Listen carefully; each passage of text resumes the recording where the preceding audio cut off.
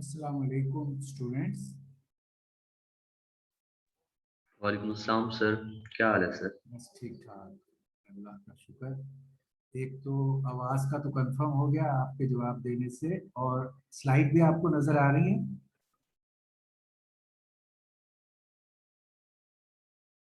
Slide भी आपको नज़र आ रही है। जी जी सर, स्लाइड भी नजर आ रही है। सर।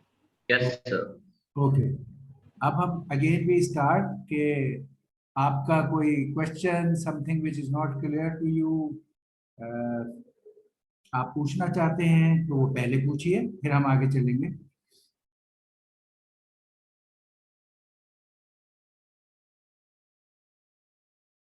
कुछ नहीं, सब आता है। Very good. अच्छा, अब आपके प्रोजेक्ट्स की लैब में जो परफॉर्मेंस है या एवेल्युएशन है जो हसीब साहब ने मुझे दी है, उसके हिसाब से सब आता है, नज़र नहीं आ रहा। तो आपको अगर सब आता है तो वो आपको परफॉर्मेंस में भी रिफ्लेक्ट होना चाहिए, and you must make effort to earn the credit also. अगर सब आता है, अगर सब नहीं आता है तो फिर आपको सीखने के लिए ये गोल्डन टाइम होता है कि एक लेक्चर के बाद अगले दिन पिछले मटेरियल के बारे में चीज़ों को क्लियर करना। ऑफ कोर्स उसके लिए आपको पिछले लेक्चर भी अटेंड करना और उनके बारे में उनकी स्लाइड्स देखना और उसको थोड़ा देखकर आना आपको बहुत हेल्पफुल होगा। अगरचे हम इन एनी केस आपके तमाम क्वेश्चन फिर भी आंसर कर देते हैं, but it will help you कि जब आप ऐसे अगले दिन सवाल पूछे तो थोड़ा बहुत आप पिछले दिन का लेक्चर या अटेंड कर चुके हो या यूट्यूब पे देख लिया हो या स्लाइड्स देख ली हो और थोड़ी सी एफर्ट की भी हो। तो ये गोल्डन टाइम होता है अपनी डेफिशिएंसीज को मेकअप करने का। अगर आप समझ रहे हो कि आपको आता है और नो प्रॉब्लम, तो फिर आपके पास बेस्ट टाइम टेस्ट करने का अपने आप को through the project, attempting the project. Projects are like practical examples of trying to find out how good is my understanding and earn the credit of your work, hard work or not work, bad work, दोनों का credit के लिए that's a good time to avail.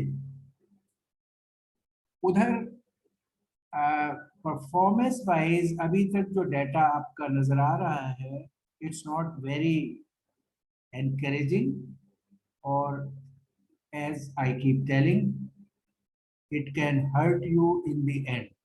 तो don't make it that late. पूछना है, सीखना है, इधर सीखना है, लैब में सीखना है, वो आप करके अल्टीमेटली डिलीवर करें और क्रेडिट अर्न करते जाएं और अपने किटी में इनफ रखें जब फाइनल एग्जाम है।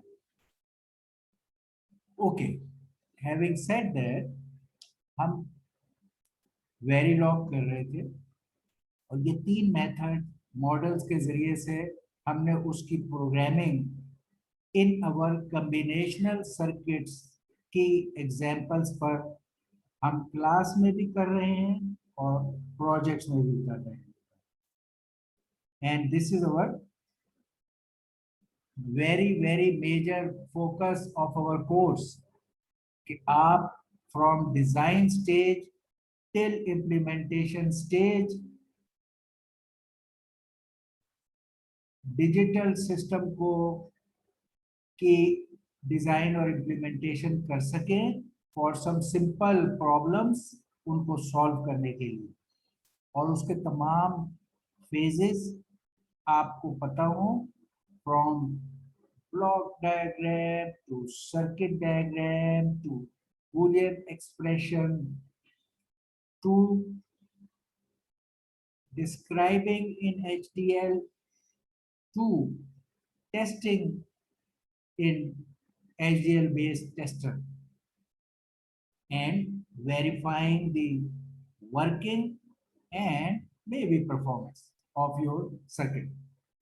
ये है जो कोर्स का मेन सारा समरी है, जिस पर थ्रू आउट हम चल रहे हैं from lecture 1 till this date. तो वेरीलॉग में सिस्टम को इम्प्लीमेंट और टेस्ट करने के लिए, इनफैक्ट इम्प्लीमेंट करने के लिए टेस्ट का तो एक ही स्टैंडर्ड तरीका है जो आपको सिखा दिया। इम्प्लीमेंट करने के लिए मुख्तलिफ लेवल्स हैं उसको डिस्क्राइब करने के। सर्किट या system on ground is the same, that it will solve some problem, like it will be a 4-bit adder or it will be a 3 to 8 decoder, लेकिन उसको डिस्क्राइब करना अपने डिजाइन को, उसके आपके पास मुख्तलिफ लेवल्स हैं। ये लेवल्स हम सीख रहे हैं ग्रेजुअली। हमने स्टार्ट लिया गेट लेवल या स्ट्रक्चर लेवल मॉडलिंग से, और उस पर हम बहुत सारी एग्जांपल्स और अपनी लैब्स कर चुके हैं, बहुत सारी। ये लोएस्ट लेवल था जिसने हार्डवेयर को कनेक्ट करने के लेवल पे वो हार्डवेयर को देखता है और उसको डिस्क्राइब करता है एचडीएल लैंग्वेज में, इस लेवल पे कि मेरा ये गेट इधर रखा, ये गेट इधर लगा, इसमें ये वायर कनेक्ट हुई, इसमें ये इनपुट फीड की, इसमें ये आउटपुट निकली। इस लेवल की डिटेल, लोएस्ट लेवल डिटेल के साथ जब अपने आप डिजिटल सिस्टम को डिस्क्राइब करते हो तो वो ये पहला लेवल है। इसको स्ट्रक्चर लेवल कहते हैं generally. Structure includes gates and instances of blocks जो पहले से बने हुए हैं, उन्हें मिला के स्ट्रक्चर बनता है।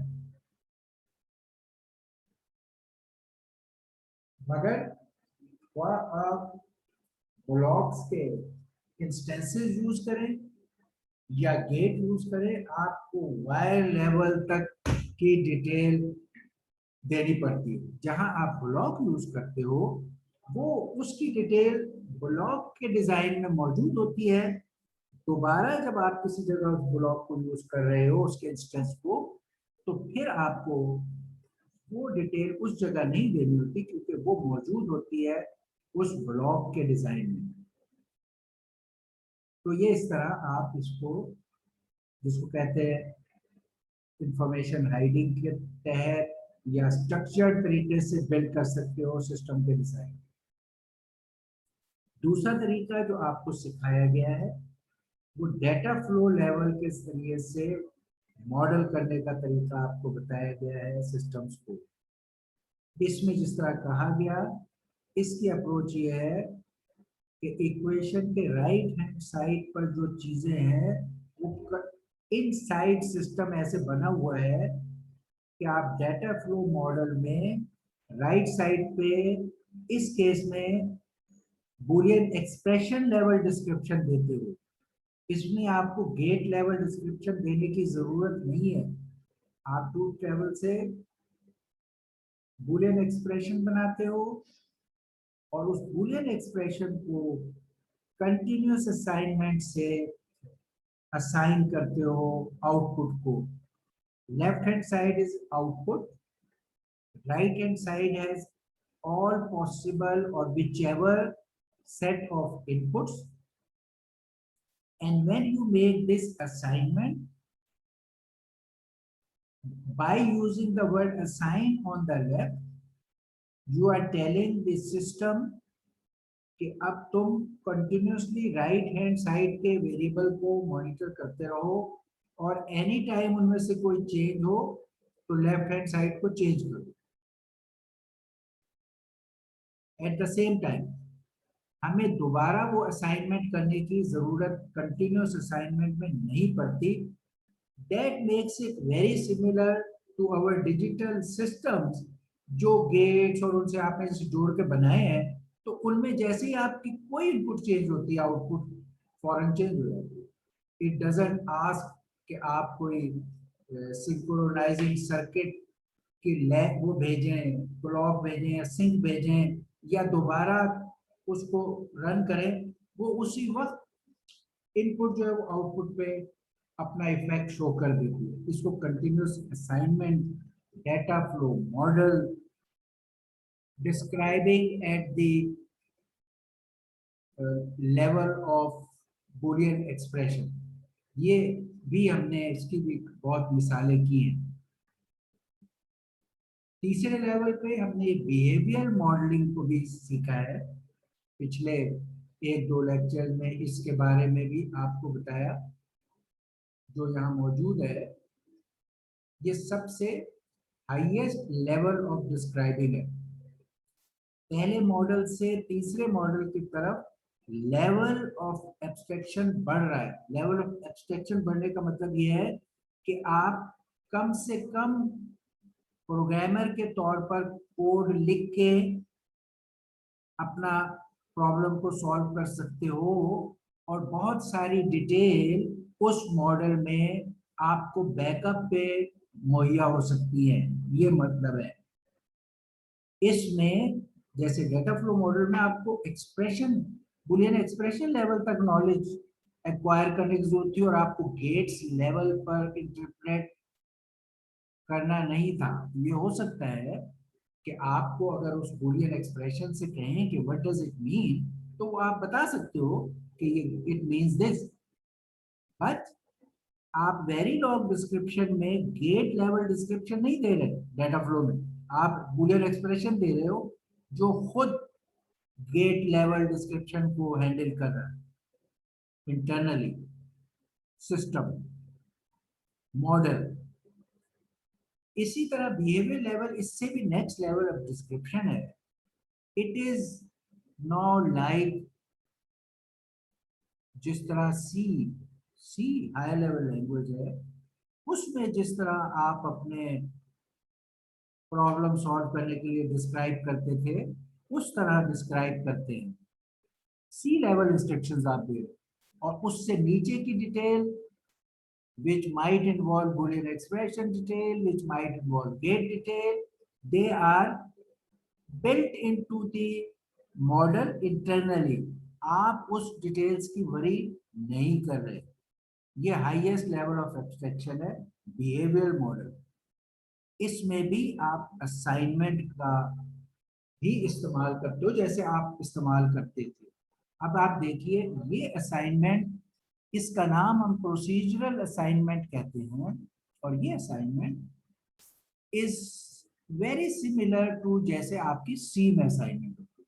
और वो क्या है कि आप वेरिएबल एक है, उसको कोई वैल्यू असाइन करते हो, उसके बाद अगर उसके राइट हैंड साइड पर जो चीज इसको असाइन की थी वो चेंज होती है, तो लेफ्ट हैंड साइड का वेरिएबल रिमेन्स अनचेंज। अगर आप कहते हो x is equal to y plus 1, अब अगर जो जिस वक्त आपने वो स्टेटमेंट रन की x is equal to y, उस वक्त जो भी कोई वैल्यू y की थी वो x में आ गई। लेकिन लेट से इस स्टेटमेंट के रन होने के बाद वो y चेंज हो जाता है, x विल नॉट चेंज। ये बात मैं आपको बड़ा वजाहत से हर दफा बता रहा हूं, इसलिए कि इम्पोर्टेंट बात, ये इस बात को समझना जरूरी है। आपको अपने डिजिटल सिस्टम के डिस्क्रिप्शन में कंटिन्यूस असाइनमेंट के वक्त अगर आप कहते हो y, चलो y is equal to 3x, और फिर ये कह देते हो यहाँ असाइन।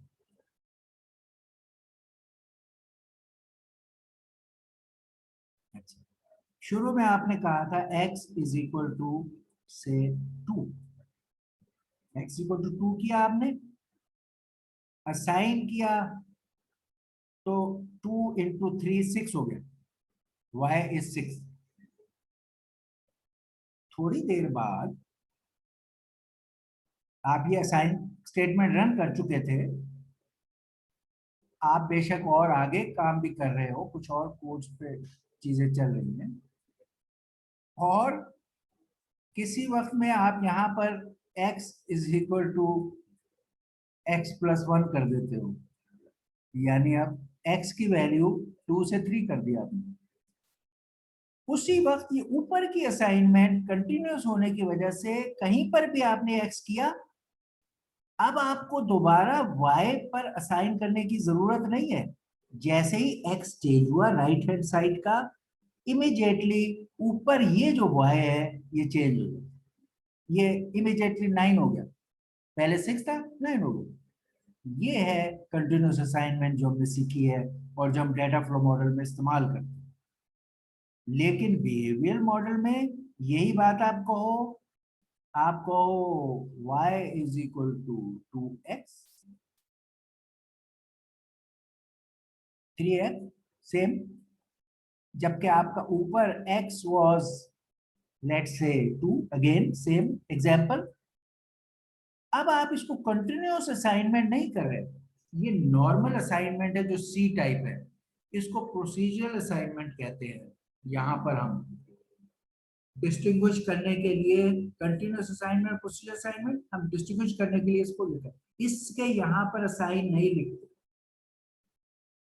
इसमें आप y = 3x के बाद ये अभी y will be 6, ठीक है। अब आगे आप कोड चलाते चलाते आपने यहाँ पर वही काम किया, x = x+1 किया। अब like the previous continuous assignment, this y जो यहाँ था ये नहीं चेंज होगा, जैसा हमारा C और उस लैंग्वेज में होता है। आगे कहीं x अगर राइट हैंड साइड की चीज चेंज होती है तो लेफ्ट हैंड साइड खुद ब खुद उसी वक्त चेंज नहीं होती। अब अगर हमें y को नए x के मुताबिक करना है तो हमें इसके बाद एक असाइनमेंट करनी पड़ेगी कि y = लेट्स से सेम, अगर यही चीज करनी है y = 3x, फिर कहना पड़ेगा हमें C वगैरह में। अब अगर हम y = 3x इसके बाद कहेंगे तो अब ये 9 होगा इस केस में प्रोसीजर असाइनमेंट में। जबकि डेटा फ्लो मॉडल के असाइनमेंट में किसी वक्त भी राइट हैंड साइड का वेरिएबल आपने चेंज किया, वो बैक जहां भी कहीं वो असाइनमेंट थी उसका असर लेके उसका लेफ्ट हैंड साइड चेंज हो जाएगा। ये मैं आपको हर दफा बताता और समझाता हूँ, ये इनका बेसिक डिफरेंस है और इट इज इम्पोर्टेंट डिफरेंस। उसकी वजह भी मैं आपको बता चुका हूँ इंटरनली। इसकी इम्प्लीमेंटेशन डेटा फ्लो वाले की through a loop like thing है, पूलिंग। अगर जो लोग हार्डवेयर डिजाइनिंग स्पेशली और इवन हार्डवेयर डिजाइनिंग की बेसिक में अब हर जगह लोग इन्वॉल्व है, कंप्यूटर साइंस के लोग भी और इलेक्ट्रिकल इंजीनियरिंग के भी, अमूमन आउटसाइड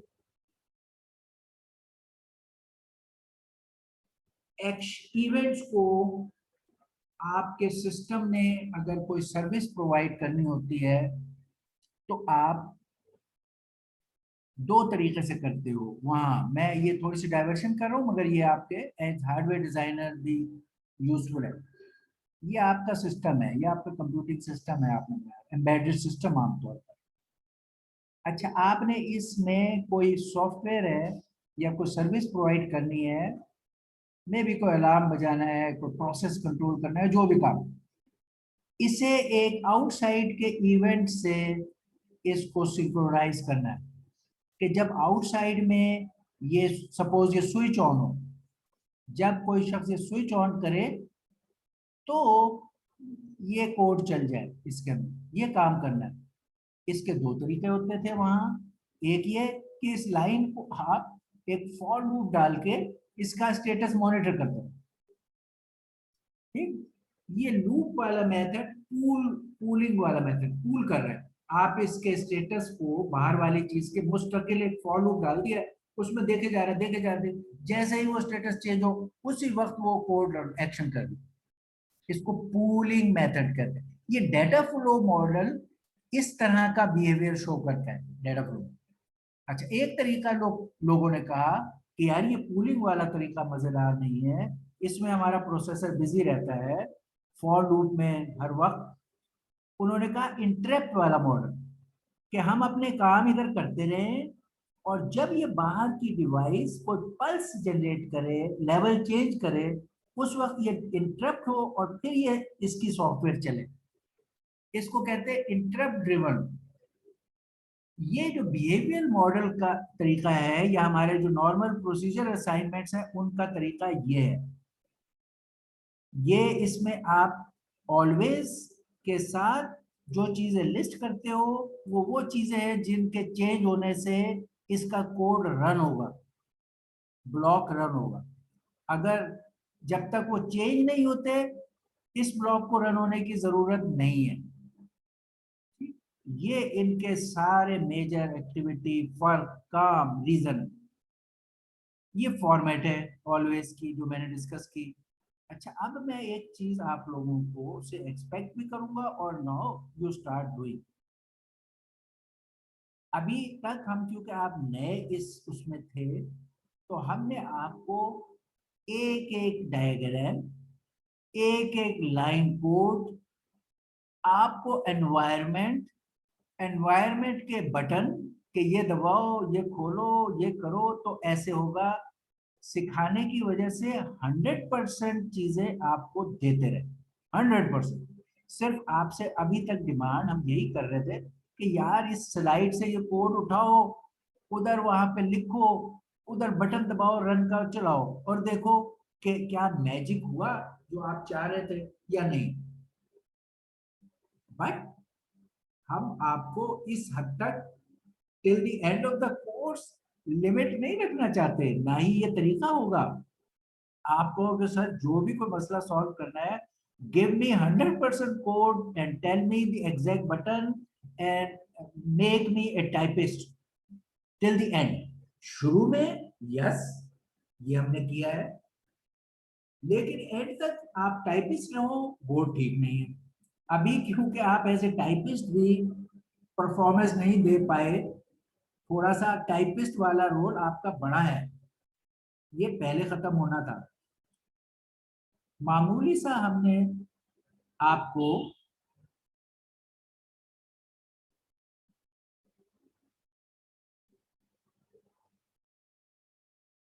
लास्ट असाइनमेंट में एक्सपेक्ट किया कि आपको ये इस हद तक ये बातें बता दी गई हैं और ये बता दिया है कि ये सी लाइक कोड है, और आपसे कहा कि यार लास्ट लैब में यार ये बिहेवियर मॉडल पर इसका कोड लिखो, इसी चीज का जो ऊपर दो चीजों के लिख चुके हो, किसी सॉल्यूशन के दोनों कोड आपके पास, तीसरा भी लिखो, और असाइनमेंट भी दे दिया। क्या करें, क्या करना चाहिए? Very simple. ये ऊपर वाले दो स्टेप के लिए भी ऐसे ही हो सकता था, मगर हमने कहा कि नहीं, अभी हम आपको एनवायरनमेंट सिखा रहे हैं, बटन सिलेक्ट करना बता रहे हैं, एनवायरनमेंट का इजी ऑप्शन आपको बता रहे हैं कि यार जीयूआई बेस्ड एनवायरनमेंट कैसी होती है, उसकी विंडो क्या होता है, उसके बटन क्या होते हैं, उसके, इसलिए अभी चलने देते। वरना हम, अगर वो आप पिकअप का फास्ट करते तो वो काम हम इधर भी करना शुरू कर देते थोड़ा थोड़ा। अब जब आपको ये इस तरह से दिया जाएगा या किया जाएगा, जो लाजमी है आपको पता हो how to go about it in any language, वो सी है, हाँ वो पाइथन है, या ऐसे मैं हमेशा आप लोगों को बताता कि after learning the basic thing आपको कंसल्ट करना आता हो, where should you refer that language manual. एक हर लैंग्वेज की एक स्टैंडर्ड साइट होती है, ठीक है, c.org, python.org, c++.org, verilog.org, हर एक का अपना एक रेफरेंस प्लेस होती है जहां वो इस किस्म की बातें कि भाई ये इंस्ट्रक्शन है, इफ के साथ कॉमा लगेगा या नहीं, ब्रैकेट होगा या नहीं, एल्स क्या होगा, ये फॉर्मेट्स वो सिखाते उसमें दिए हुए एज ए रेफरेंस। आपको किसी और शक हुआ कि यार मैं ये स्टेटमेंट लिख रहा हूँ, ये क्या, इसकी तो मैं फॉर्मेट की एरर तो नहीं कर रहा, कॉमा कॉलन बिगिन एंड, तो आप वहां गए, आपने उसको वेरीफाई कर लिया। ये आदत होनी चाहिए आपको। ये नहीं है कि आप उसके लिए भी हसीब साहब के पास आए या इंस्ट्रक्टर के पास आए। फिर आपकी सहूलत के लिए ये जो हमने आपको दिया है online environment, almost all of the things जो हम आपको करा रहे हैं सबका एग्जाम्पल कोड भी वहां दिया हुआ है, इवन ये बिहेवियर वाले का दिया हुआ है। ठीक है, आप कोड एग्जाम्पल भी वहां से देख लें। हाँ, जैसे हमारे स्लाइड से कोड एग्जाम्पल हम आपको दिखाते हैं, वहां से भी देख लें। कोई उसको हाइड नहीं किया हुआ, कोई उसमें पाबंदी नहीं लगाई हुई, लर्निंग के लिए कोड एग्जाम्पल्स भी देख लें। आप लैंग्वेज रेफरेंस मैनुअल भी इस्तेमाल करें। हाँ, प्रॉब्लम क्या है, उसका सॉल्यूशन कैसे होगा, ये आपने सोचना है। उसके लिए भी एग्जाम्पल मौजूद है, मगर उसमें वेरिएशन, उसके क्या सेंस है, क्यों कर रहे हैं, कैसे हो रहा है, ये आपने सोचना है साथ साथ। तो इस तरह से चल के अब आप एक कदम आगे बढ़ेंगे। आपको असाइनमेंट में कई दफा हम बिल्कुल 100% कोड कॉपी करने को नहीं देंगे, वो इनडायरेक्टली शायद हमारे असाइनमेंट में भी पड़ा होगा, हमारी तो बता नहीं, तो किसी और शक्ल में थोड़ी वेरिएशन से किसी और सॉल्यूशन का हिस्सा के तौर पर असाइनमेंट भी होगा। वो यहाँ की एग्जाम्पल जो साइट पे लिखी है उनमें भी होगा, वो आप उसके साइट पे जाएंगे वहां भी। Please get into the habit of utilizing these references to move ahead in solving your problem, small project, small assignment। इस मामले में भी कल आप सबकी परफॉर्मेंस देख के तो बहुत encouraging चीज नहीं मिली। While we are getting into those details further, but still even that will not be end of your life। आपने रेफरेंस मैनुअल्स को यूज करते रहना है। ये आपका थर्ड लेवल था, बिहेवियर लेवल, जो आपको सिखाया गया, और इसको अब और डिटेल से दिखा रहे हैं क्योंकि थोड़ा सा आप लोगों ने कल के उसमें कोई अपनी ये वाली बात के आप रेफरेंस या अपने इससे देखें या रेफरेंस उससे देखें, वो कुछ आपने नहीं दिखाई। अब हम आपको even C language like part of Verilog भी सिखा रहे हैं। जैसे मैंने बताया कि बिहेवियर लेवल जो है, इट मीन्स द हाईएस्ट या higher abstraction level which is algorithmic level for describing your digital system design, and level is very similar to C level। और ये जो आपकी बिहेवियर लेवल की स्टेटमेंट्स होती हैं, ये सिमुलेशन की टेस्टिंग में भी इस्तेमाल होती हैं। इस तरह की हम आपने देखा होगा कि ये वाली सिमुलेशंस की टेस्टिंग में भी इस्तेमाल होती हैं। सिंथेसाइज होने के लिए ये थोड़ा सा टेक्निकल पॉइंट है कि आप वेरीलॉग में जो ये कोड लिखते हैं, ये बाद में सिंथेसाइज करके इंप्लीमेंट ऑन चिप्स भी किया जाता है as it is from here. तो इसमें ये बात फिर उस वक्त देखनी होती है कि बिहेवियर लेवल कीज क्या आपका सिंथेसाइजर किस लेवल तक सपोर्ट करता है उसको इंटरप्रेट करके कंपाइल या सिंथेसाइज करने की, वो आपको केयरफुली वॉच रखना है। अदरवाइज आप इवन बिहेवियर लेवल कोड को सम टाइम थोड़ा उस लेवल पर, बिहेवियर लेवल में उस लेवल पे लाते हो जो आपके सिस्टम में सिंथेसाइज करने की एबिलिटी। ये एक बारीक पॉइंट है, उन लोगों के लिए इम्पोर्टेंट है जो आगे फिर इस चीज को सिंथेसाइज करने में इस्तेमाल करें। लेकिन सिमुलेशन और टेस्टिंग में तो 100% इसकी सपोर्ट होती है। वर्किंग को चेक करना सर्किट के बाद, इसके समझने में पहला पार्ट के what is procedure assignment versus continuous assignment, ये मैंने आपको बहुत डिटेल से अभी बता दिया, क्योंकि ये इसका क्रक्स है, इसका क्रक्स है। प्रोसीजर असाइनमेंट्स आप यूज करते हो इस केस में, और कंटीन्यूअस असाइनमेंट आप डेटा फ्लो में करते हो। ये क्रक्स था जो हम पिछले 2-3 लेक्चर से कह रहे हैं, आज फिर हमने उसको रिपीट किया है, by not seeing any performance from you in the last lecture.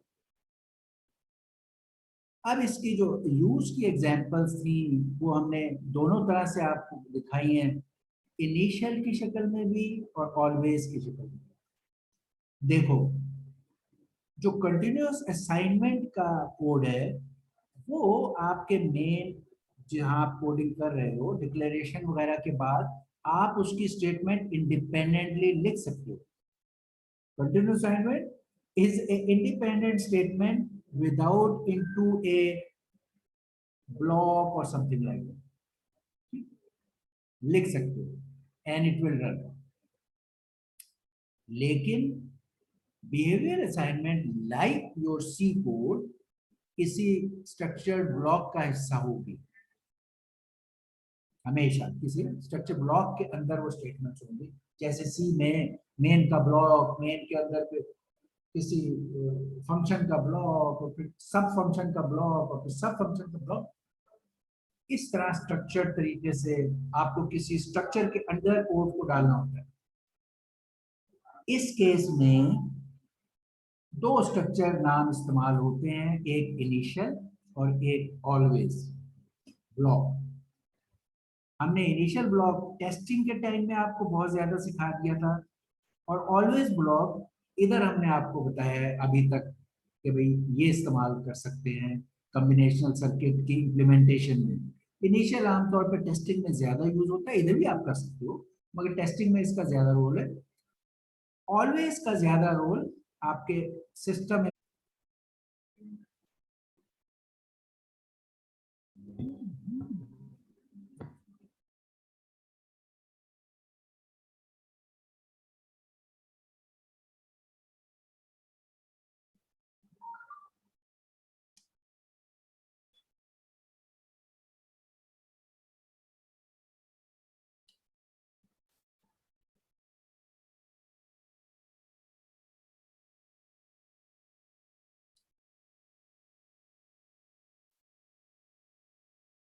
Okay, alright,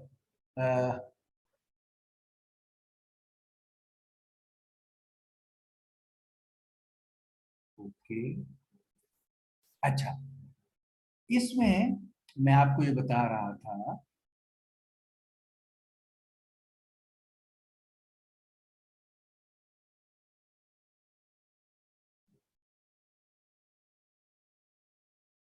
कि ये ब्लॉक्स के बारे में बता दिया आपको। फिर मैं कह रहा था कि ऑलवेज ब्लॉक है, इसका जो हेडर है उसका बिहेवियर, जैसे मैंने अभी समझाया, इंटरप्ट लाइक इवेंट को हैंडल करना है, कि आप बताते हैं कि इस वेरिएबल से इंटरप्ट हो सकता है जनरेट, और अगर वो जनरेट हो तो ये वाला ब्लॉक रन करो। इसको कहते हैं event based control and timing. ये हम देख लेंगे कि ये इसका रोल कैसे बनता है इस ऑलवेज ब्लॉक। और फिर जो सी लाइक स्टेटमेंट इसकी हैं with slight variation of its syntax, her language का अपना सिंटैक्स होता है, इसमें भी होता है, कहाँ कॉलन पड़ेगा, कहाँ सेमी कॉलन पड़ेगा, कहाँ डैश होगा, किधर, etcetera. Otherwise they are in the concept they are similar. ठीक, तो कल इनकी भी जरूरत पड़ रही थी, और I found you people deficient in condition statement, जैसे इफ देन एल्स टाइप होती हैं, मल्टी वे ब्रांचिंग जिस तरह के केस के जरिए से, वो इफ देन एल्स से भी कर सकते हैं आप, मैनी टाइप्स कर, अगर आपको खाली वही आता था, मगर elegant way, proper way, efficient way, case statement, आप केस स्टेटमेंट भी आनी चाहिए। फिर लूपिंग की statements, loop, while, for, repeat, ये सारी लूपिंग चीजों को बार बार लूप करने के लिए ये स्टेटमेंट्स इस्तेमाल होती हैं लैंग्वेज में, इसमें भी हैं। Let's see all of it. ये मैंने डिफरेंस आपको बहुत अच्छी तरह समझा दिया कि ये क्या होता है प्रोसीजर असाइनमेंट कंटिन्यूस। ये आप यहां से पढ़ें। ये ब्लॉक्स के दोनों टाइप्स मैंने बताया कि प्रोसीजरल असाइनमेंट्स में दो तरह के ब्लॉक्स में कोड लिखा जाता है। एक इनिशियल ब्लॉक जिसको हमने बहुत ज्यादा बार बार किया है अपने स्पेशली टेस्टिंग वाले कोड में हमने बहुत ज्यादा इनिशियल को इस्तेमाल किया हुआ है, you know that.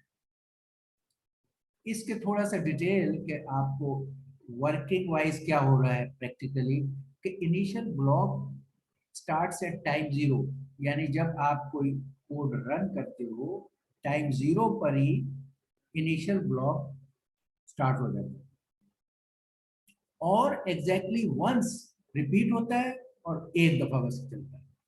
Initial block time zero पे स्टार्ट हुआ, एक दफा चला और फिर स्टॉप हो। ये साइक्लिकली या लूपिंग वाली बिहेवियर नहीं रखता। ऑलवेज वाले में क्योंकि ये चीज होती है इसलिए यहाँ ये बात बता दी गई कि अगर आप इनिशियल ब्लॉक में एक कोड डाल रहे वो एक ही दफा चलेगा, टाइम जीरो पे स्टार्ट होगा और चलेगा और एंड हो जाएगा। ये इंपॉर्टेंट।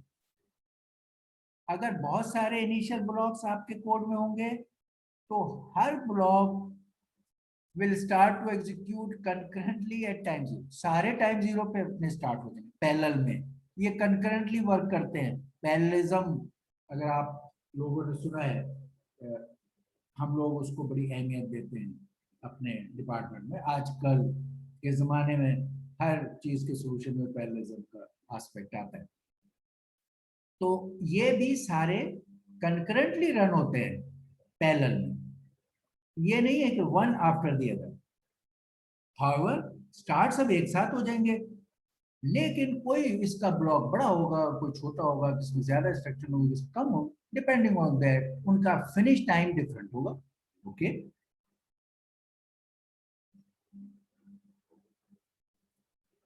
ये दो बातों का मतलब ये है कि ये आपके एग्जाम्पल है इनिशियल ब्लॉक्स की। ये आपने ऊपर रैग टाइप कुछ वेरिएबल डिफाइन किए। रैग टाइप जो आगे हम और इसकी बात करेंगे कि इस बिहेवियर कोड में जिसमें आप इनिशियल और ऑलवेज ब्लॉक्स यूज कर रहे हो, इस केस में जो चीजें लेफ्ट हैंड साइड पे आनी है, जिन पे वैल्यू असाइन हो जाएगी once for all, like the C language memory thing, इन चीजों को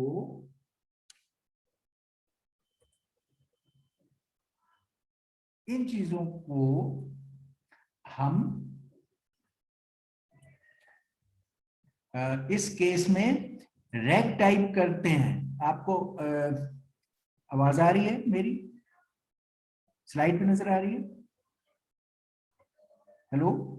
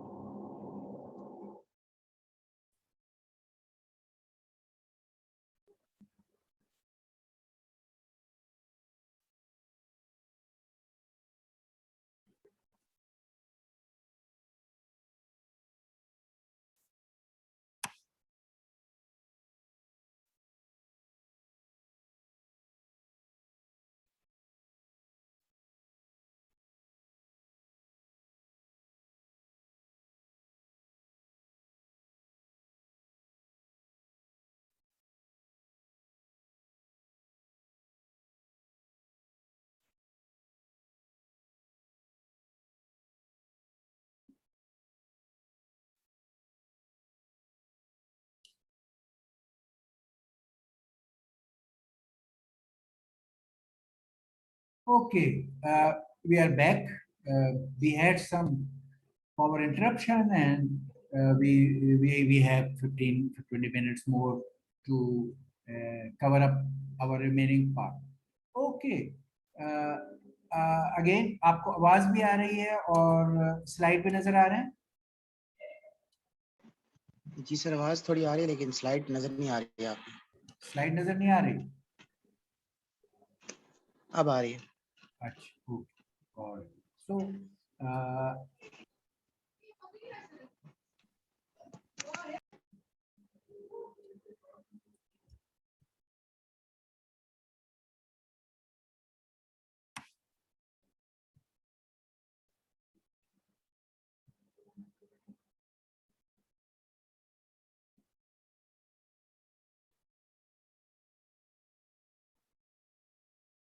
ओके, मैं ये डिस्कस कर रहा था कि प्रोसीजरल असाइनमेंट और कंटिन्यूअस असाइनमेंट में बाकी फर्क तो हमने बता दिए थे कि एक लाइव है अपडेट और एक असाइनमेंट टिपिकल तरीके से अपडेट है। ये मैंने आपको बता दिया है इस पर्पस के लिए कि ये जब हम वैल्यू असाइन करते हैं और चेंज होता है और वो जो है वो तमाम टाइम चेंज होता रहता है, इस बात के लिए ये ज़रूरी है कि हमारा कंटिन्यूअस असाइनमेंट में हमारा left hand side of the assignment wire type हो, क्योंकि वायर टाइप में ही आप कंटिन्यूअसली चीज को लाइव चेंज कर सकते हैं। इसी तरह प्रोसीजर असाइनमेंट में left hand side can not be wire type, क्योंकि वो कंटिन्यूअस चेंज नहीं होगा, उसके लिए असाइन करना होगा। तो इसलिए उसको रैग टाइप, ये जैसे मैं यहां दिखा रहा हूं आपको इसमें टाइप में,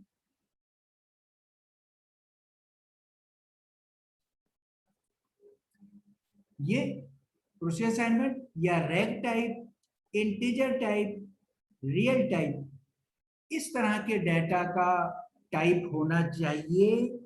प्रोसीजर असाइनमेंट के जो लेफ्ट हैंड साइड पे वेरिएबल आना है जिसमें वैल्यू असाइन होनी है, it can not be wire type, it has to be some type like reg, integer, variable.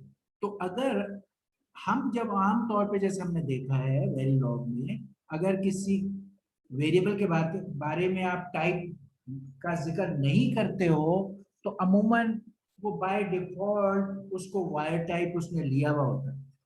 इसलिए जब आपको प्रोसीजर असाइनमेंट करनी है तो जो चीज लेफ्ट साइड पर आनी है, you have to add an declaration के टाइम पे अमूमन ये आउटपुट वाली साइड होगी जिस पर आप असाइनमेंट करते हैं। तो ऐसे वेरिएबल्स को आपने बताना है, उसको डिक्लेयर करते वक्त कहना है कि ये रैग टाइप। अगर आप उसको रैग टाइप नहीं कहेंगे या इंटीजर टाइप या रियल टाइप नहीं बताएंगे तो वो वायर टाइप होगा और आपके प्रोग्राम में एरर आ जाएगी। वो कहेगा कि नहीं, I can not assign procedure assignment. अच्छा, उसके बरक्स अगर आपने किसी रैग टाइप वेरिएबल को कंटिन्यूअस असाइनमेंट में असाइन कर दिया तो वो उसको नहीं एक्सेप्ट करेगा। It needs that it should be a wire type.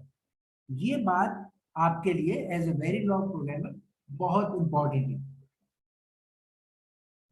अच्छा, अब हम इसके जो थे कि हम इसके कोड लिखें, जिसमें मैंने बताया था ये दो हैं, एक इनिशियल है और एक इनिशियल ब्लॉक की मैं आपको एग्जांपल दिखा रहा था कि देखिए ये आपने रैग टाइप यहाँ किया है, ये आपको दिखा रहे हैं कि जो चीजों में वैल्यू असाइन होनी है उसको आपने कहना पड़ेगा इन एडिशन टू कि वो जो भी कुछ है, आमतौर पर आउटपुट भी होगी, आपने ऊपर कहा होगा ये आउटपुट में इसको डाला होगा, उसके बावजूद आपको कहना होगा कि ये reg type x y n इस केस में, क्योंकि आपने इनको वैल्यू असाइन करनी है। तो हम देखते हैं, अभी मैं आपको इनिशियल बता रहा हूँ जो आप कर चुके हैं, उसमें भी ये केयर हमने की हुई थी कि इनिशियल एन को एक बाइनरी वैल्यू असाइन कर दी। ये एक इनिशियल का एक ब्लॉक है। इसमें क्योंकि एक इंस्ट्रक्शन का ब्लॉक है, यू मे नॉट, जैसे कर्ली ब्रैकेट बिगिन और एंड डालते थे, इस तरह इसमें बिगिन और एंड आप ना कहें तब भी ये अस्यूम करेगा कि एक ही इंस्ट्रक्शन जो है ये ब्लॉक, वरना आप बहुत सेफ प्ले करने वाले तो आप इसके भी यहाँ पे बिगिन और एंड डाल सकते हैं। ये एक इनिशियल का ब्लॉक है, खत्म हो गया यहाँ। एक और इनिशियल ब्लॉक शुरू हुआ, इसमें 3 इंस्ट्रक्शन थी, यहाँ बिगिन और एंड डालना लाजमी है। आपने कहा x को मैं 0 असाइन करूंगा, y को मैं 1 असाइन करूंगा, x को मैं 1 असाइन करूंगा, यहाँ m को आपने 0 असाइन किया। अब ये values they are procedural assignment, इनका यहाँ रेड टाइप होना जरूरी था जो आपने किया है, और फिर ये असाइन कर दिया। अब इनिशियल के 2 ब्लॉक्स हैं, जब आप ये ऑन करेंगे, स्टार्ट करेंगे प्रोग्राम, ये दोनों ब्लॉक चल पड़ेंगे एक साथ, और ये ब्लॉक शायद जल्दी खत्म हो जाए, ये ब्लॉक देर तक चले और end, no problem, it can happen, which is fine.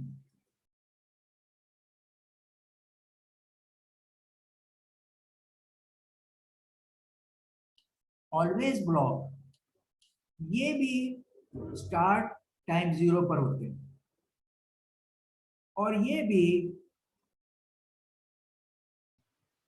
Concurrently एक साथ टाइम 0 पे स्टार्ट हो जाते हैं लाइक इनिशियल ब्लॉक, और डिपेंडिंग ऑन कि वो कब तक चलता है, वो फिनिश अपने टाइम पर हो सकते हैं, डिफरेंट टाइम। ये पार्ट तो इनिशियल ब्लॉक की तरह है, मगर फर्क क्या है, इनिशियल ब्लॉक सिर्फ एक दफा रन होता है, जैसे हमने यहाँ देखा टाइम 0 पे दोनों स्टार्ट हुए, इसने एक इंस्ट्रक्शन रन की, एंड हो गया, इसने ये 3 रन की, एंड हो गया, once for all, no repeat. Always block is like for loop, loop back, while loop, behaviour wise बता रहा हूँ, वरना इसके भी while loop, for loop है और वो अलग है, बट इट लूप्स। ये जो ब्लॉक ऑलवेज के नीचे आप देते हैं बिगिन और एंड, ये ऑलवेज के आगे जब भी यहाँ पर, यहाँ तो हमने कुछ भी नहीं डाला, ये ब्लॉक रन होगा, फिर ऑलवेज पे आके खड़ा हो जाएगा। अमूमन हम यहाँ कंडीशंस डालेंगे इवेंट कि जब ये इवेंट हो तो ये ब्लॉक रन हो, और फिर यहाँ आके खड़ा हो जाए, फिर इवेंट हो, फिर ब्लॉक रन हो, फिर यहाँ रन हो, इस तरह ये लूप बैक करता है। और यहाँ पे दी हुए लिस्टेड आइटम्स पर जब चेंज आता है तो ये रन होता है, मगर ये बार बार रन होता है, बार बार रन होता है, ये लूप बैक टाइप चीज, जबकि इनिशियल 1 टाइम रन होता है। अब इन बातों को देखने के बाद ये जो फॉर्मेट थी हमारी ऑलवेज ब्लॉक की, वो ये थी कि हम ऑलवेज कहेंगे, एट द रेट ऑफ कहेंगे, और यहाँ एक list of all those inputs जो हमारे कॉम्बिनेशनल सर्किट में, कॉम्बिनेशनल सर्किट में जो सारी इनपुट्स हैं उनको सबको यहाँ लिस्ट करना जरूरी है, otherwise there are some problem कि उसको एज ए लैच ले लेता है, और हम उस प्रॉब्लम को बाद में डिस्कस करेंगे। लेकिन आपको इनपुट सारी यहाँ लिस्ट करनी चाहिए।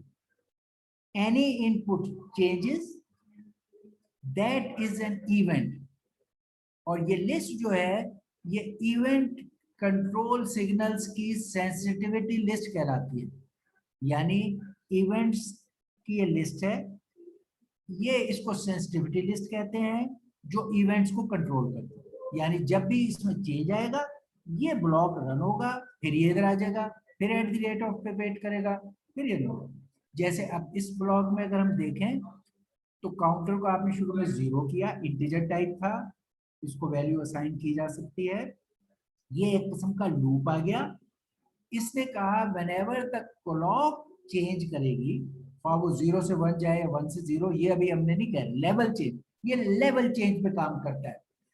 कॉम्बिनेशनल लॉजिक में ऑलवेज ब्लॉक लेवल चेंज पे काम करता है, कि वो 1 से 0 हो या 0 से 1 हो, it will run this block, और उस वक्त ये काउंट इंक्रीमेंट करेगा, फिर ये आ जाएगा, फिर काउंट इंक्रीमेंट, इस तरह। हम बाद में देखेंगे कि यहाँ पर एक स्पेशल चीज लेवल चेंज के बजाय एज चेंज भी है, वो सिक्वेंशियल सर्किट में काम आएगी, इसलिए अभी हम उसका जिक्र नहीं कर रहे, हम अभी लेवल चेंज की बात कर रहे हैं। अब वो जो आपके इस कोड के मेन वो थे लिखने में, वो ये है, ये चंद स्टेटमेंट्स हैं जो आपको NEC लाइक उसमें नजर आती है, यहाँ भी है। इसका आप मिजाज के, इसका सिंटेक्स क्या है ये देखना आप लोगों को आना चाहिए bye referring the things. If statement कैसे लिखी जाती है, ओके, इसके अंदर भी इफ स्टेटमेंट है, इसको कैसे लिखें? इफ आगे ये कंडीशन का बॉक्स, इफ के आगे ये कंडीशन बॉक्स है,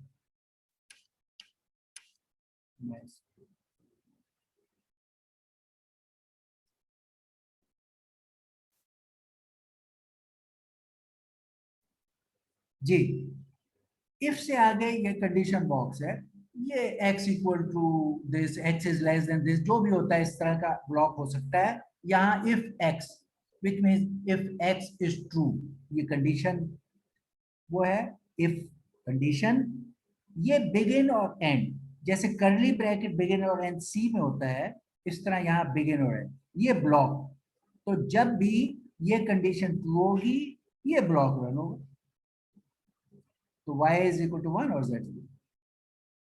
इसी तरह इफ की एक और एग्जांपल, यहाँ एक्सप्रेशन दे दिया, if count is less then 10 तो काउंट को इंक्रीज करो, एल्स काउंट को 0 कर दो। तो ये एक काउंटर है कि जो आप अगर लूप में आए तो उसने देखा कि जब तक 10 नहीं हो जाता इंक्रीमेंट होता रहेगा, और जब 10 हो जाएगा तो रीसेट हो जाएगा। तो इफ एल्स, इफ देखा आपने, इफ एल्स देखा, इफ एल्स इफ देखिए कि if this thing is equal to, ये वो कंपेयर वाला इक्वल में डबल इक्वल होता है जैसे सी में, अगर ये 0 है x और z को ऐड कर दो, y में डालो, एल्स इफ इसमें पूरा लिखा जाता है, ठीक है। कई जगह एलिफ वगैरह भी पाइथन और ये करते हैं, यहाँ एल्स इफ सी की तरह।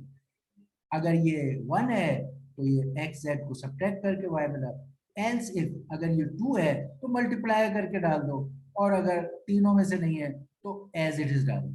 ये एल्स इफ और else if, else if, else. फिर मल्टी वे वाला जो सिलेक्शन होता है, जो आपने यहाँ इफ एल्सिफ से अभी ऊपर किया है, ये इफ एल्सिफ से भी आप कर सकते हैं मल्टी वे सिलेक्शन, यहाँ हमने ये काम किया है इधर। लेकिन इसके लिए एक एलिगेंट तरीका केस स्टेटमेंट होती है। यही मल्टीपल सिलेक्शंस अगर हम ऊपर जो दिए हुए उसी को केस स्टेटमेंट से करें तो ऐसे लिखेंगे। एक तो वही बात कि ये है आपने जो ये रेक्ट टाइप है आपका ALU के कंट्रोल 2 बिट का है और ये रेक्ट टाइप है। इसके ऊपर आपने ये कंडीशन अप्लाई की, y भी रेक्ट टाइप होना चाहिए क्योंकि y में वैल्यू असाइन हो रही है, यहाँ पर y को भी आपको रेक्ट टाइप ऊपर बता चुके हैं किसी जगह। ये केस स्टेटमेंट, केस और एंड केस, इस केस में केस और एंड केस का लफ्ज इस्तेमाल होता है केस के ब्लॉक के लिए। कर्ली ब्रैकेट बिगिन और एंड नहीं है, इसके अंदर इसका अपना इंटरनल बिगिन एंड नहीं है। केस से वर्ड शुरू होगा, एंड केस पे ब्लॉक खत्म हो जाएगा।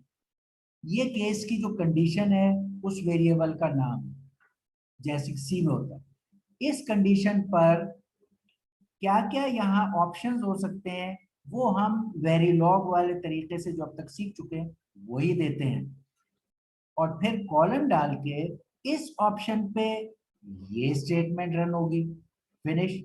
इस ऑप्शन पे ये स्टेटमेंट और ये बीच में कॉलन डलता है और स्टेटमेंट डलती है। जब कोई कंडीशन मीट ना हो तो डिफॉल्ट के साथ स्टेटमेंट बताई जाती है, ठीक है। अब यहाँ देखिए, इस कंडीशन को यहाँ बताने के टिपिकल वेरिलॉग के सारे तरीके आप इस्तेमाल कर सकते हैं जो हमने मॉनिटर, प्रिंट और हर मौके पे सीखे डेटा टाइप को एक्सप्रेस करने के लिए। अगर आप इसको, ये जो भी चीज थी यहाँ आपने बताया था रैक बाइनरी 2 बिट डाटा है, इसको आप चाहें तो आप कहें 2 bit data 2 comma this in I am going to express it in decimal, तो आप यहाँ डी लिख दें, डी और डेसिमल में वैल्यू लिख दें 0, D 1, D 2. It will mean here is 0 0, here is 0 1, here is 1 0.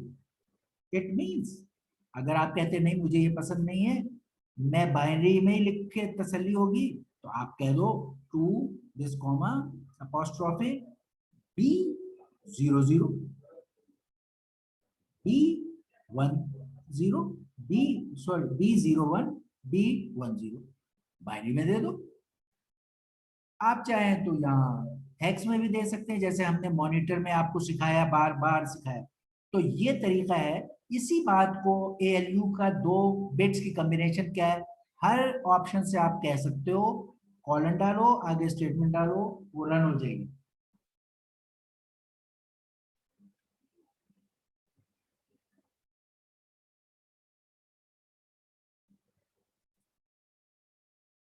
ये इसकी और एक आध एग्जांपल हमने यहाँ दी हुई है।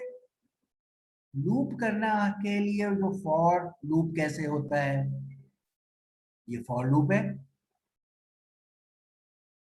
जैसा मैंने बताया कि आपको प्रोसीजर असाइनमेंट के कोड जब लिखना है तो वो किसी ब्लॉक ऑफ इनिशियल या वाइल में लिखना है।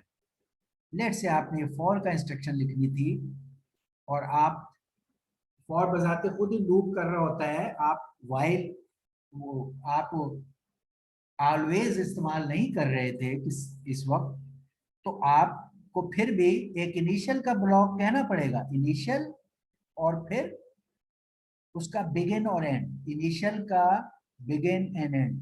जब भी कभी उसमें ब्लॉक लिखे तो आप इनिशियल के अंदर यहां आपने बिगिन इसलिए नहीं डाला कि there is only one instruction for, वरना आप इधर बिगिन और एंड भी डालते और इधर बिगिन और एंड भी डालते। मगर जैसे सी में है कि अगर सिंगल स्टेटमेंट है तो आप करली ब्रैकेट बिगिन एंड ना डालें। मगर इस फॉर लूप में क्योंकि इंस्ट्रक्शंस कई थी, इसका बिगिन एंड हमने डाला है। ये बातें आपको सी से पता है, वो यहाँ मैं खाली आपको याद करा रहा हूँ। तो for count 0 to 128 which means 127, count increases by 1। इसमें वो प्लस प्लस और माइनस माइनस वाला ऑप्शन वेरीलॉग में नहीं है, तो इसमें इंक्रीज करने के लिए आप count is equal to count plus 1 लिखते हैं यहाँ बाकायदा। डिक्रीज करने के लिए count equal to count minus 1 लिखते हैं, ये इंपॉर्टेंट है। बिगिन और एंड में okay x is equal to x plus y, ये जो भी आप चाह रहे हैं। ये भी ख्याल रहे कि x और y में आपने वैल्यूज असाइन करनी थी, तो आपको इसको जरूर ऊपर काउंट में भी वैल्यू असाइन करनी है यहाँ, और x और y में भी। तो ऊपर इसको या रेक्ट टाइप या इंटीजर टाइप या रियल टाइप होना जरूरी है। हमने इन सारों को यहाँ इंटीजर टाइप कहा है। अगर ये इंटीजर टाइप ना होते या रेक्ट टाइप ना हो तो आपकी असाइनमेंट नहीं मानेगा। तो आपको कोड का लिखते हुए ख्याल रखना है। इसी तरह इनिशियल के साथ while लिखना है, it is like C loop, while count is less than this, begin end end. और ये वही काउंटर को इंक्रीज करने वाले तरीके फॉर लूप से आप लिख रहे हो, वही चीज आप while लूप से कर रहे हो, जैसे सी में करते हो कि काउंट को पहले 0 कर दिया और फिर आपने काउंट इंक्रीज कर रहे हो till the time it becomes 127। इस केस में आप फॉर लूप से यही काम कर रहे हो, काउंट को इंक्रीज करने का। इस केस में आप रिपीट से कर रहे हो, काउंट को 0 किया, फिर repeat instruction, repeat it for 128 times, और हर दफा काउंट को आप इंक्रीज कर तो ये कर रहे हो। ये बाहर है, इनिशियल के अंदर हमेशा लिखोगे। अगर ये चीजें, ये लूप्स एक दफा आपने, यानी ये स्टेटमेंट्स एक दफा चलानी है, लूप उसके अंदर जो है वो तो जाहिर है चलता रहेगा, लूप रिपीट होगा क्योंकि दिस कोड इज, आपका ये इनिशियल ब्लॉक एक दफा रन होना है। उस रनिंग में उसके अंदर अगर कोई लूप है कोड का तो वो चलेगा बाय दैट मेनी टाइम्स जो उसकी रिक्वायरमेंट।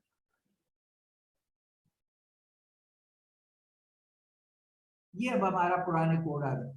ये अब आपको जो हमने वैसा कहा कि बिहेवियर मॉडल से लिखो, तो हमने आपसे ये बातें एक्सपेक्ट की थी कि आप अब बिहेवियर मॉडल से सर्किट्स को इस तरह लिखोगे जैसे अगर आप ये चीज अब बिहेवियर मॉडल में लिखो तो ये असाइन नहीं होगा। इन वेरिएबल्स को आपको रैग टाइप कहना पड़ेगा। यहाँ आपने इन्हें कहा हुआ है आउटपुट सम का, यहाँ इसको अलग फिर कहें कि सम इज ए रैग टाइप, या यहाँ पोर्ट पे कहें आउटपुट और रैग और सम। तो रैग टाइप कहना आउटपुट्स को जरूरी है। उसके बाद आप यहाँ असाइन कर सकते हो एक एक्सप्रेशन जो ये समझेगा। ये असाइन कंटिन्यूस असाइनमेंट नहीं होगी अगर आप ये प्रोसीजर असाइनमेंट्स में लिख रहे हो। और ये इंस्ट्रक्शन बिटवीन इनिशियल आप डालोगे, इनिशियल के साथ डालोगे। कंटिन्यूस असाइनमेंट ओपन मार्केट में डल सकती है, मगर उसके लिए आपको इनिशियल और बिगिन एंड अगर जरूरत है ज्यादा इंस्ट्रक्शन तो डालना पड़ेगा। यहाँ एक इनिशियल डालना पड़ेगा, असाइन हट जाएगा। ये वाली चीजों को रैग टाइप कहना होगा, फिर यही स्टेटमेंट आपकी एज ए प्रोसीजर असाइनमेंट चल रही है। इसी तरह आपके ये वाला कोड जो थे, जो आपको दिए हुए थे, इनके अंदर भी यही काम आप कर सकते हो, यही काम आप कर सकते हो। एक इस तरह लिख लो, क्योंकि ये असाइनमेंट इस शक्ल में भी समझता है कि ये आप असाइन हटाओ, इनको रैग टाइप कहो, और ये एक्सप्रेशन को लिख के डी को रैग टाइप कहो, और ये चलाओ असाइन हटाओ इनिशियल डालो, ये भी चलेगा एज इट इज। मगर अब आपके पास लैंग्वेज की फ्लेक्सिबिलिटी है, आप कह सकते हो और आपको कहना चाहिए कि मैं ये स्टेटमेंट केस से कर सकता हूँ ये वाली बात, या इफ एल्स से कर सकता हूँ, और मुझे जरूरत नहीं है कि मैं बूलियन एक्सप्रेशन लेवल पे जाऊं, although it will accept it. और आप फिर ऐसी कोई स्टेटमेंट डाल के उस चीज को कर सकते हो जो आपको कल भी हमने दिखाई थी कि आपने यहाँ ये स्टेटमेंट्स हैं।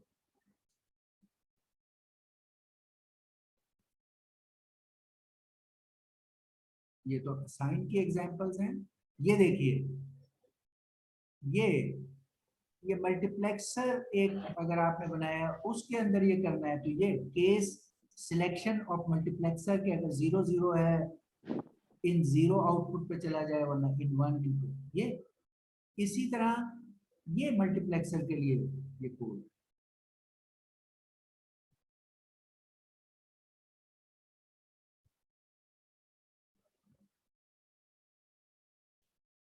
ये देखिए एक सिंपल एडर की तरह जो 3 एक्सक्लूसिव और का कोड अगर लिख रहे हैं इस तरह से, तो आपने कहा आउटपुट रैग वाई, फिर always at the rate of, A की इंस्ट्रक्शन थी नेक्स्ट इंस्ट्रक्शन, तो आपने लिखा y is equal to A exclusive or B exclusive or C. ये आपने काइंड ऑफ एडर जो यहाँ एज ए 3 एक्सक्लूसिव और उसने कहा है, ये आपने लिखा बाय यूजिंग दैट मेथड।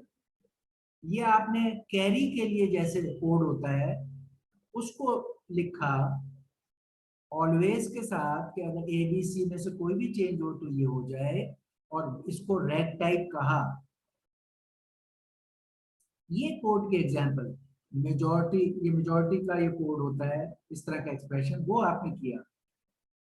ये एग्जांपल, ये डिले के साथ सम और कैरी को के एक्सप्रेशंस को आपने लिखा रैग कह के और ऑलवेज के जरिए से और बिगिन एंड करके।